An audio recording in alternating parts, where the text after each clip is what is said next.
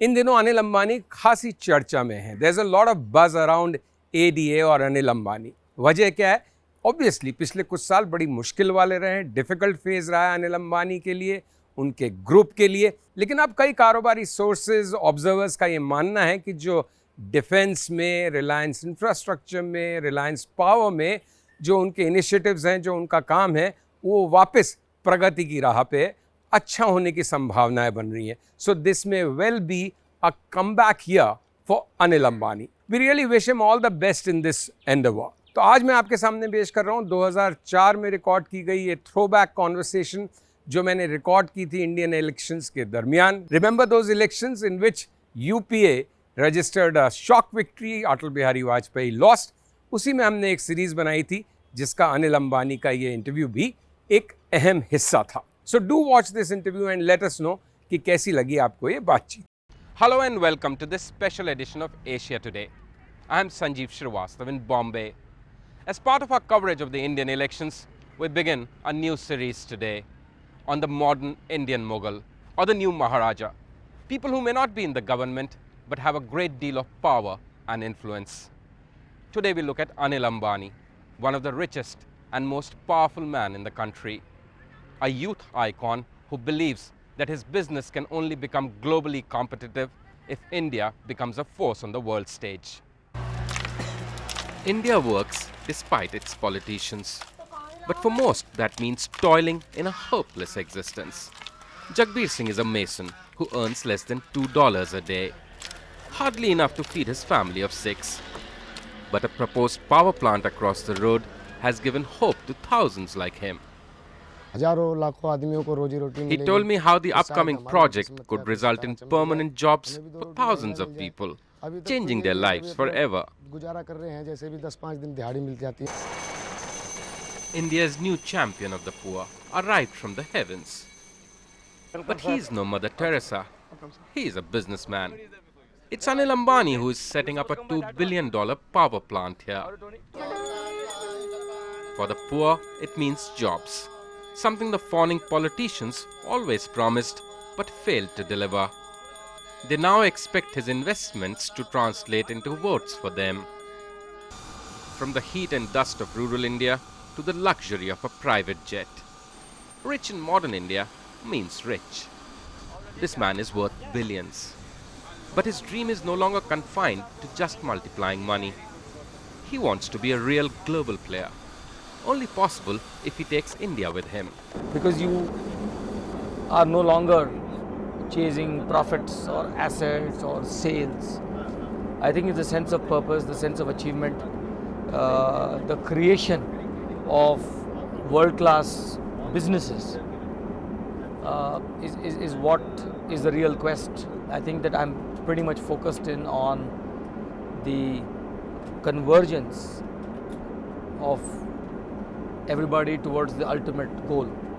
And the ultimate goal for India as a country is to emerge as economic superpower, which is its rightful place. But does the Ambani vision also include playing a more active role in public life? Maybe even joining politics? He does not rule out the possibility. Like in the global arena and the global political theatre, it is always the best person for the best job. So I don't think that you need to look at an DNA of an industrialist and saying, he's going to do building industry for the next 100 years. Or, a politician is just going to do that. I think that there is going to be cross-fertilization of ideas. And there is convergence of economics and politics, undoubtedly. In India's largest city and financial capital, Bombay, nearly half the population lives in shanty towns. People in the city are voting today. In an election where India's shining or the newfound prosperity of the country's middle classes has become the central theme. But what about the poor? Can India really shine without them? I don't think that India is going to transform overnight. We've always made steady progress, and what we've been seeing recently is somewhat of an acceleration of that steady process. Undoubtedly, the wide disparities between states in India, between different stratas of people, are always a matter of concern. But there is this growing divide worldwide. So it's not an Indian phenomenon. Maybe with our levels of poverty and our such a vast population as well as a vast country, they are more visible in that sense. Also, I think being a democratic voice, more things are audible to people. And in some countries, things may not really be audible. So I think it's a combination of all that, and India shining, India prospering, India blooming are all adjectives to basically reflect that India is moving ahead. The future of India is very, very bright, and over a period of time, a wider section of the population in India will enjoy the fruits and benefits of what is happening currently. It cannot ever be isolated to 50 million or 20 million people. There is absolutely no way that India as a country can progress in that fashion. The foundation of the Ambani Empire was laid by his father, Dhirubhai Ambani, who started his career as a petrol pump attendant. The Reliance Group flourished in the 1970s and 80s, when the Indian industry largely depended on state patronage. But the nearly $20 billion conglomerate really moved into the big league in the last decade and a half, the same period that the Indian economy opened up to the rest of the world. Educated in American business schools, the Ambani brothers, Mukesh and Anil, now think global. The Ambanis were accused of building their empire by staying close to political power. Now, India's leaders come to them. When you talk about getting anything done or having relationships with people, I don't see anything wrong in trying to convince our point of view. And when people are unsuccessful, then they want to hang their failures on our coattails, which I feel sad about it. But that's not going to distract us from making Reliance a strong company. The critics of Reliance say the Ambanis can mold and manipulate the country's power set any which way they like. They can get any doors opened, any work done. I wish that was true. Ultimately, nothing succeeds like success. So the proof of the pudding is the eating. Performance speaks louder than words. And I don't believe that intrinsically, if we would like to do anything wrong, not that we're going to attempt to do anything wrong, we're going to get a broad-based support. But if there is convergence of ideas, views of taking this country forward and making India a strong country, because unless India is a strong country, you're not going to have strong companies like Reliance around.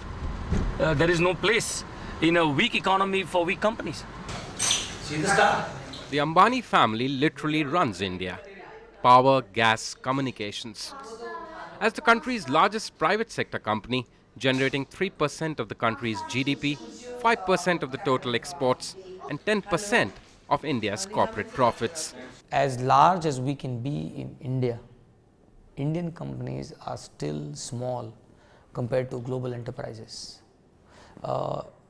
If 50 years plus have gone through independence, you don't even have 5 companies in the top 500 companies in the world from India.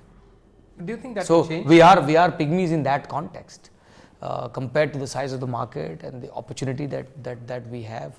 I think that the real catalyst for reforms and acceleration of the Indian economy and integration of India with the global economy has come through 1991.